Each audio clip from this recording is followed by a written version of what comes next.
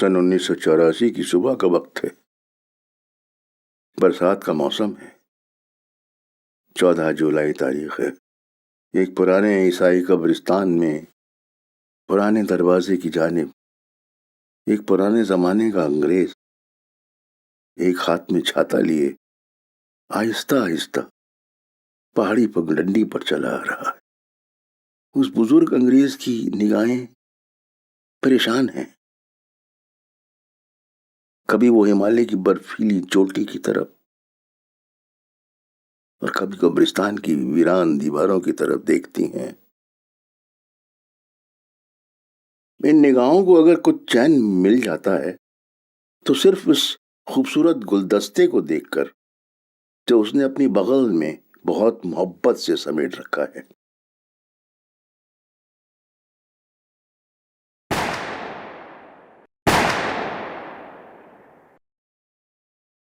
और कभी कब्रिस्तान की वीरान दीवारों की तरफ देखती हैं जो सदियों से रूहों की आरामगाह को संभालते संभालते थक सी गई हैं, बिल्कुल बुजुर्ग की तरह।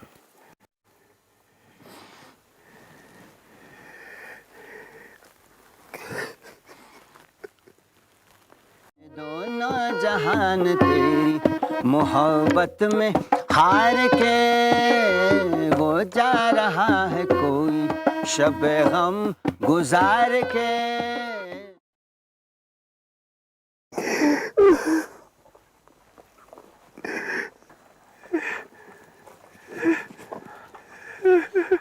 वो जा रहा है कोई शब गम गुजार के।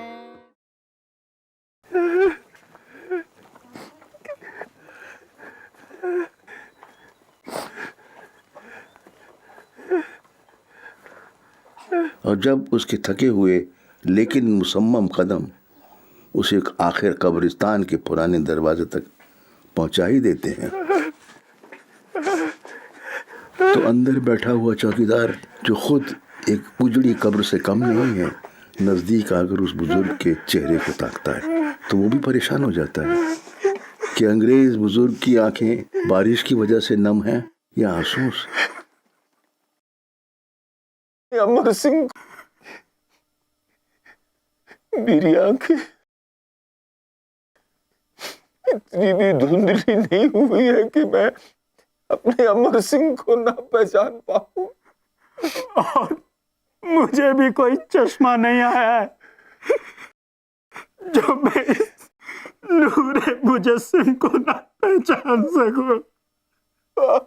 बिल्कुल नहीं बदले तुम। देखो 37 साल के बाद 37 साल के बाद भी तुमने मुझे पहचान लिया। कैसे भूल सकता हूं? मैंने आपके वालिद मरहूम की कब्र यहाँ बनाई है। हर बरस उनकी बरसी पर अपने हाथों से फूल चढ़ाता हूँ। बहुत एहसान है उनके हमारे सारे परिवार पर।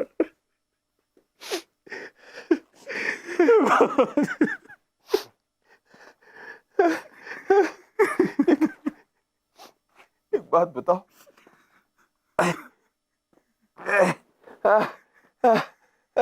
एक बात बताओ कि कलावती कैसी है? ठीक है कलावती। अरे ओ कलावती, देखो तो कौन आया है। देखो।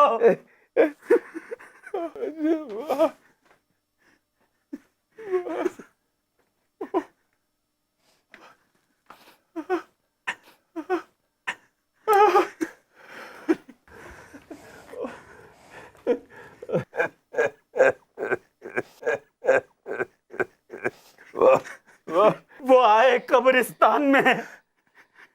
खुदा की कुदरत है, कभी हम उनको कभी अपने कब्रिस्तान को देखते हैं। अपने कब्रिस्तान को देखते हैं।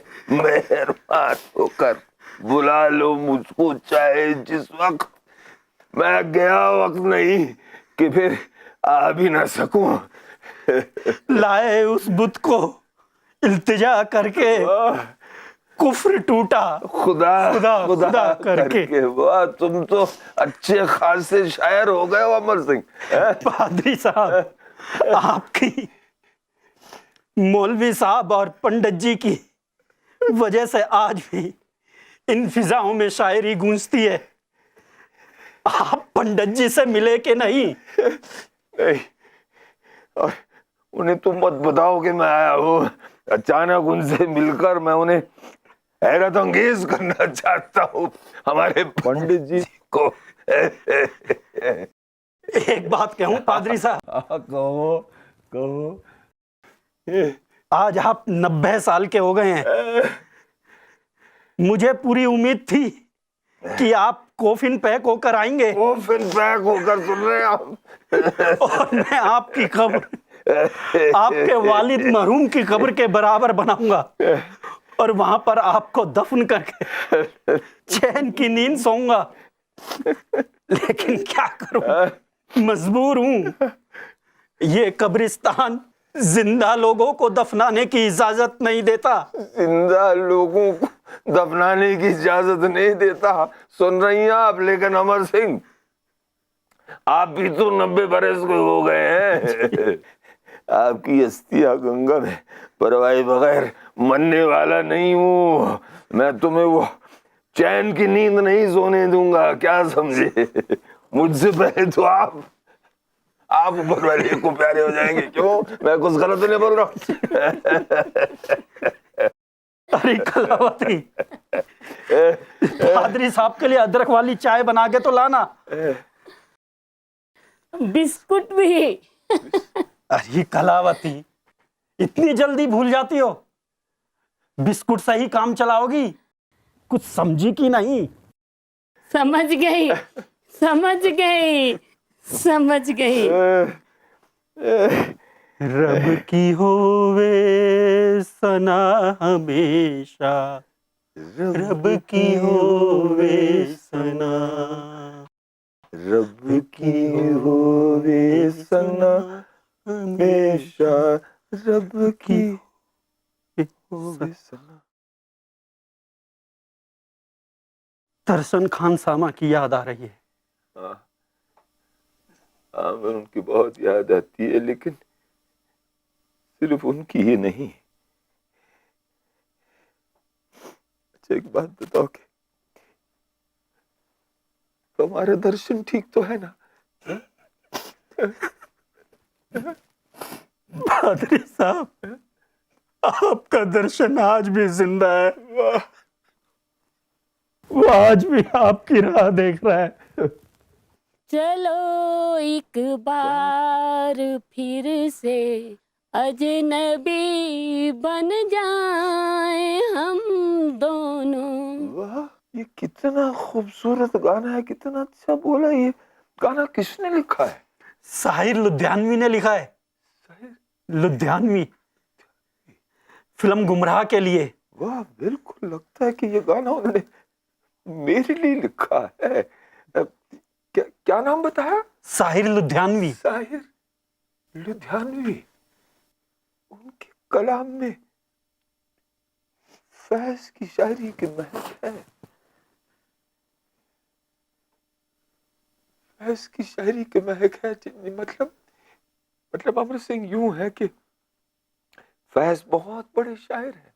वो गालिब को अपना गुरु मानते हैं। तो जिस तरह से फैज के कलाम में गालिब की शायरी की महक है, बिल्कुल उसी तरह आपके इस साहिर लुधियानवी के कलाम में फैज की महक है। चलो एक बार फिर से अजनबी हाँ, बन जाए। हाँ, समझ गया, मैं समझ गया। तुम मौलवी साहब और पंडित जी फैज को बहुत पसंद करते हैं।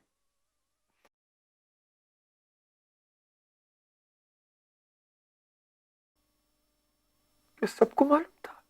हाँ पादरी साहब, पूरे लैंडोर को मालूम था। पूरे लैंडोर को मालूम था? ओह, उस बदमाश दर्शन ने बताया होगा, हैं? सिर्फ बताता ही नहीं था, बल्कि हमारे जमाने में ये मजाक चलता था कि उससे मिलना और आपसे मिलना बराबर है, बल्कि आपके दर्शन और उसके दर्शन में कोई फर्क नहीं था। सारा लैंडोर आपकी हर हरकत पर नजर रखता था। हर हरकत पर, हर हरकत पर नजर रखता। अब आप मुंह मत खुलवाइए। सबको मालूम था कि आप चाय के साथ ये लेते थे। चाय के साथ अजनबी बन जाए हम दोनों। वाह, ओ, चपाती और गुड़ और मलाई, अरे वाह वाह वाह वाह वाह कलावती वाह, बिस्मिल्लाह।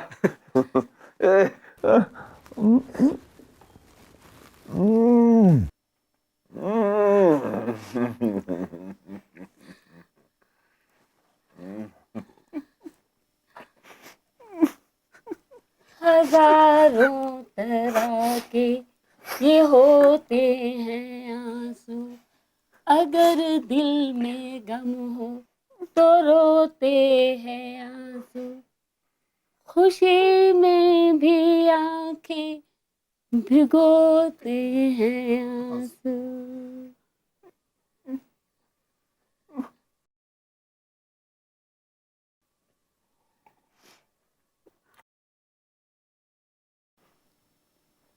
तुम लोगों के पास एक रेडियो हुआ करता था जो अपनी मर्जी से बजता था और अपनी मर्जी से बंद हो जाता था, उस बेचारे का क्या हुआ? पादरी साहब, वो तो कब का बंद हो चुका है। अब तो हमारी रेड वैन बजती है।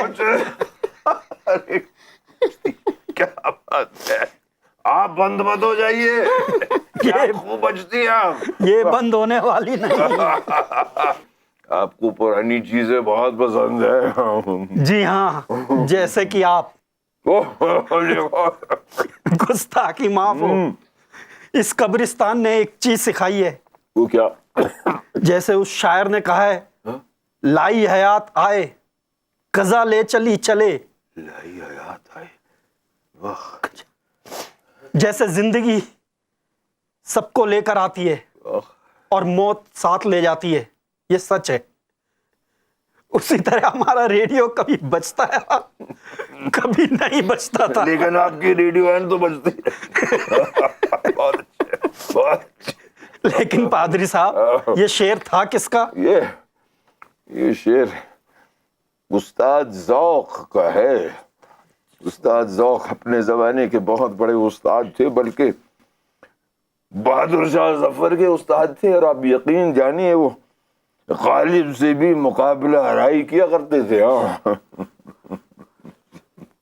कितना है बदनसीब जफर दफन के लिए, दो जमीन भी न मिली कुए यार में। कितना खूबसूरत गाना है।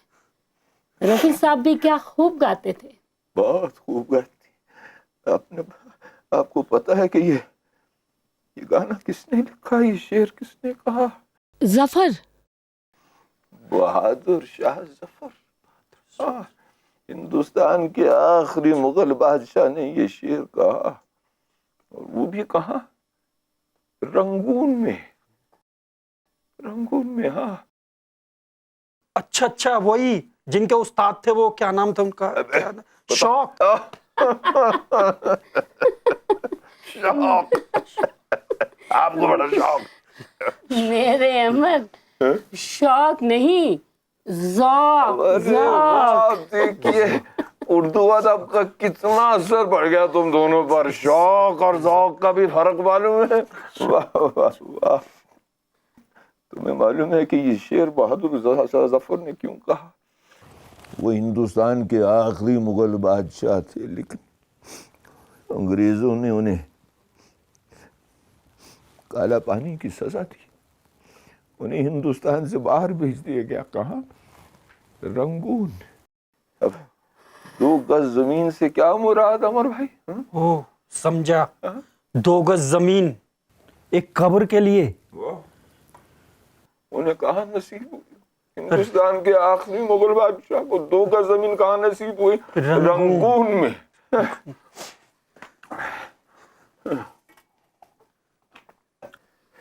बहुत बहुत शुक्रिया। रंगून, मेरे पिया गए रंगून, वहां से किया है टेलीफोन, तुम्हारी याद सताती है।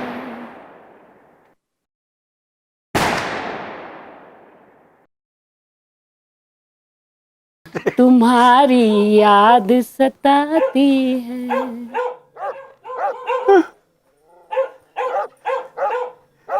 एक बात बताओ, ये जो कुत्ते भौंक रहे हैं, जो 37 साल पहले यहाँ कुत्ते भौंका करते थे, ये उनके पोते होंगे या फिर परपोते होंगे? हाँ, है तो उन्हीं खानदान से।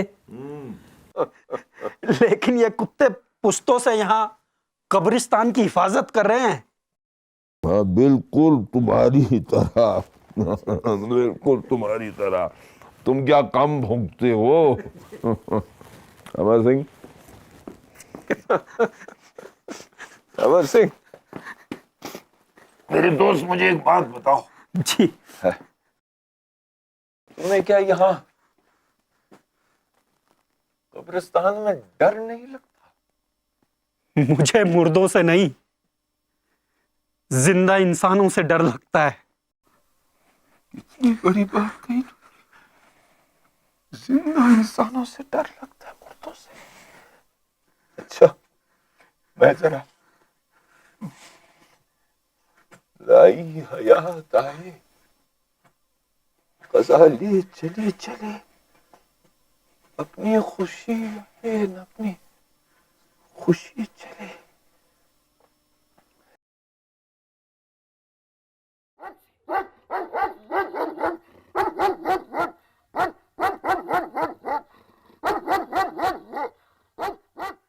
दूर एक कुत्ते की भौंकने की आवाज आती है, लेकिन उस अंग्रेज पादरी पर कोई असर नहीं होता।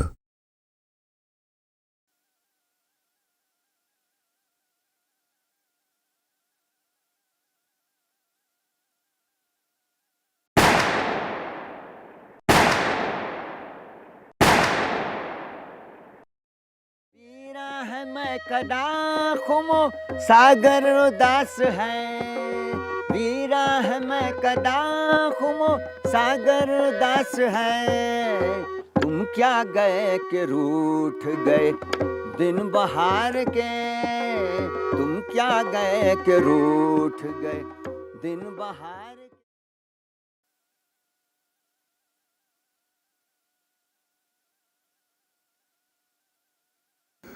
ऊंचे ऊंचे दरख्तों के बीच में से गुजरते हुए और पुरानी कब्रों को आदाब करते हुए वो बुजुर्ग अपनी मंजिल मकसूद तक पहुंच जाता है। अब उसकी निगाहें परेशान नहीं हैं, बल्कि उनमें अजीब सी हसीन सी बेचैनी नजर आती है। दुनिया ने तेरी याद से बेगाना कर दिया, दुनिया ने तेरी याद से बेगाना कर दिया, दुनिया ने तेरी याद से बेगाना कर दिया। तुझसे भी दिल फरेब हैं गम रोजगार के, तुझसे भी दिल फरेब हैं गम रोजगार के। और फिर हवा के एक झोंके के साथ इत्र की खुशबू की एक बारीक सी लहर उस बुजुर्ग के जज्बात पर बरसों के बाद हावी हो जाती है।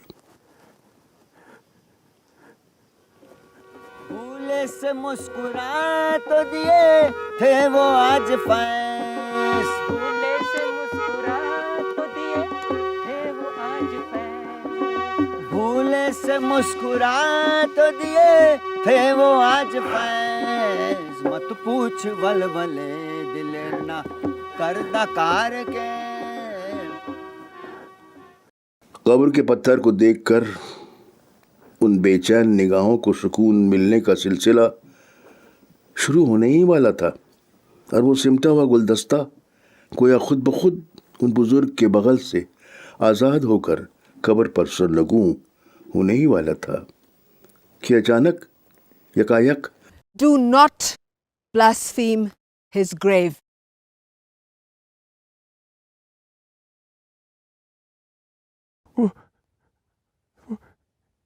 खुशबू, इतनी खुशबू तुम्हारी। Stay away from his grave. बेटी, बेटी मैं समझा नहीं तुम क्या कहना चाहती हो। There's nothing to explain. Just do not blaspheme his grave. बेटी मैं यहाँ सजदा करने आया हूँ, इबादत करने आया हूँ। Don't talk to me about worship. Don't talk to me about prayer. देखो 37 साल के बाद मैं यहाँ आया हूँ, 37 साल के बाद। पूरी दुनिया में ये एक ही जगह है जहाँ मुझे सुकून मिल सकता है, राहत मिल सकती है। क्या तुम मुझे उस सुकून और राहत से महरूम रखना चाहती हो?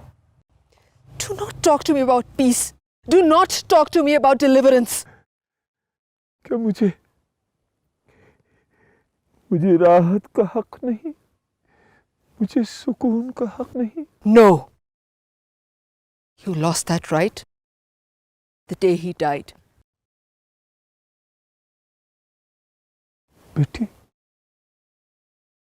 मुझे इसकी हकीकत मालूम है, और मुझे इस हकीकत का बयान करना है। तुम सुनना चाहो या फिर ना सुनना चाहो।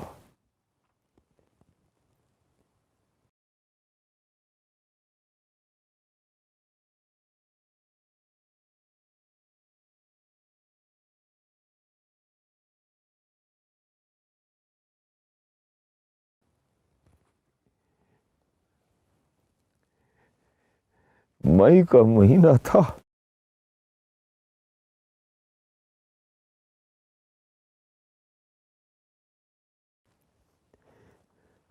$1947। आजादी की खुशी को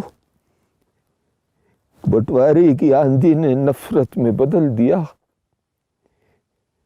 मैं तन्हा से इलाहाबाद मसूरी आ रहा था। दुख भरी दास्तान जमाने की एक कड़ी है मेरे फसाने की। 1 महीने पहले जो मेरी बीवी का इंतकाल हुआ, मेरा बेटा मसूरी में एक स्कूल में टीचर था, उसे लेकर मेरा बेटा बहुत ज्यादा परेशान था। उसने मुझे जिम्मेदार ठहराया। बाप और बेटे के बीच तो दरार थी ही, लेकिन अब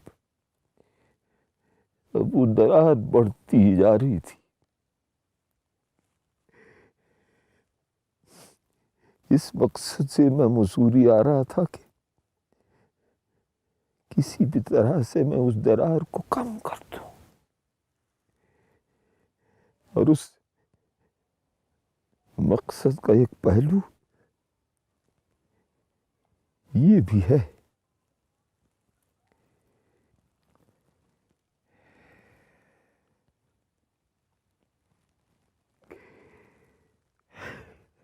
Do you remember this place? इस जगह मैं कैसे भूल सकता हूं? 37 साल पहले यहाँ किसी का इंतकाल हुआ। 37 साल पहले मेरे साथ एक ऐसा हादसा गुजरा कि मेरी पूरी जिंदगी बदल गई। Then what do you expect from this grave? मैं यहाँ आकर सजदा करके इबादत करके अपनी बेचैन रूह को सुकून दिलाना चाहता हूं।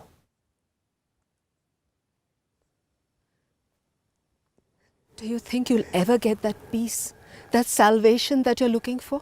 क्यों नहीं?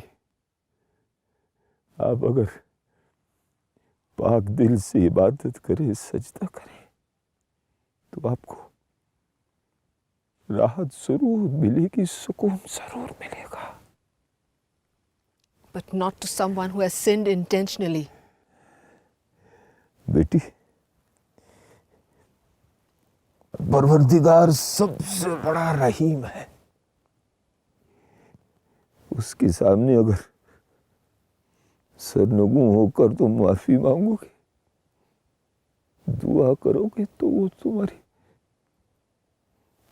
तमाम दुआओं को कबूल करेगा और तुमसे किए गए जाने में अनजाने में तमाम गुनाहों को माफ करेगा।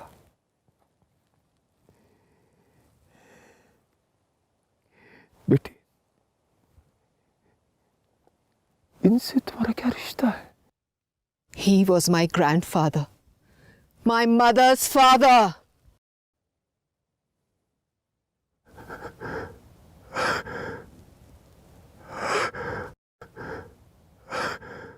मताए लौह कलम छिन गई तो क्या गम है,